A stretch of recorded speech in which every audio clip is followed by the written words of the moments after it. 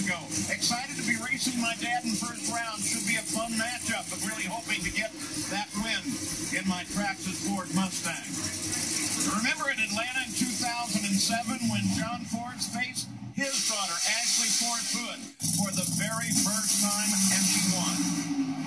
As you take a look at John spun the tires, Ashley Force was able to get the win.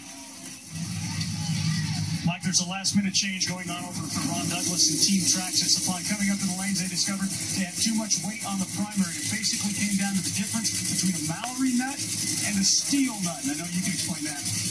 Yeah, Mallory nut is a little more dense and it weighs more than a steel nut. So it could definitely throw a wrench into your tune-up if you weren't planning for it. So it's a good thing they were able to get that. 23-year-old Courtney Force takes on her dad, the winner, a week ago. John Force looking for a 16th championship.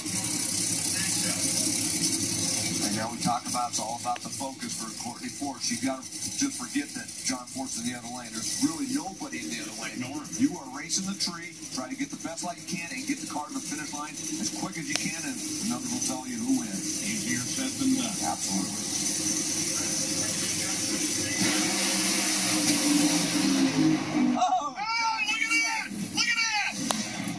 Like with Ashley, Courtney Force beats her dad in their very first matchup. She runs 4:14, 307 miles an hour. John ran into trouble right off the line. I'll say he ran into some trouble. Wow. It might have been a similar thing with what we saw with Matt Hagan, because as I look at his early numbers, the car was really fairly soft early in the run, and what happens there is it goes in the, it had a cylinder out. That's why it was so soft. Then it went into tire shake because it drifted off towards the side and just got loose because the clutch basically locked up hard.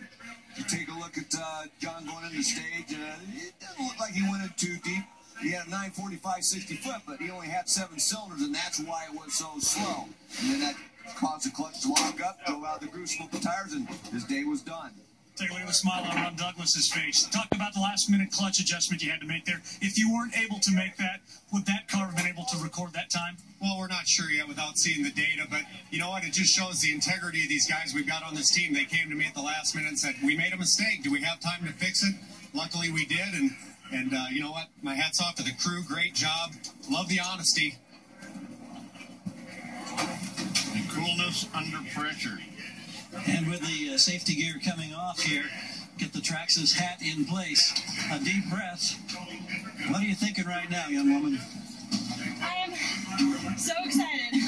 I mean, I know my dad's staging routine, and I know he doesn't like to be the first one to go in on that second bulb, so I sat there and I waited a little bit. I didn't want to mess him up, but I just thought, well, you know, I know him best, and I'm going to kind of stick it out for a little bit, and so then I went in after him and tried to leave on him, but I didn't see him down there. Got a little loose at the other end, but we made it from A to B. It was exciting. I mean, I always want my dad to win, but I mean, if I can kick his butt, then I'm happy too. But for Traxxas and Ford and Castro and Auto Club and Brand Source and Mac Jules, I'm excited. We're going on to the second round, so. How long have you dreamed about this moment? I mean, wow, at least 15 years. I was a little kid drawing pictures of me racing my dad, and it's very surreal to kind of have those pictures come to life, and I get to race them. So it was awesome. I mean, it was a great race. I mean, it's always going to be tough racing someone like him that's won that many championships, but it's my dad, and I'm excited. Thanks. It's a big deal to get a round win in each of your first 2 starts, but to beat John Force is huge.